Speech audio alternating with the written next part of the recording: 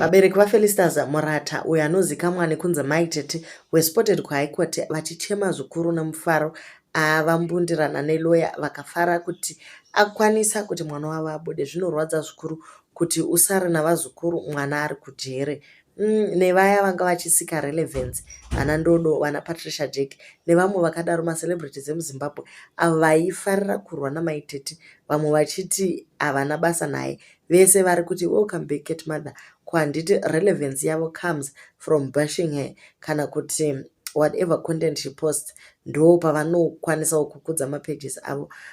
Pabuda zvakare comparison yaMai Tt pamwe chete naMadamboss kuchinzi Mai Tt vane 1.4 million followers, Madamboss vane 1.5 million followers.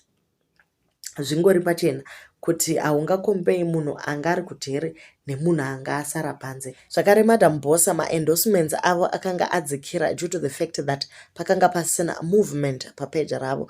This only came during the days Mai Tt varipo pavanoita Hondo paya vanhu vanomanya kupeji raMadamboss kunotarisa kuti chii. Zviri pachena kuti musikana sezvo achinge abuda mujere peji rake richabva ratoita boom kutoenderera mberi zvikuru kudarika Madamboss. Izvi ndo zviri kungotaurwa mumastreets.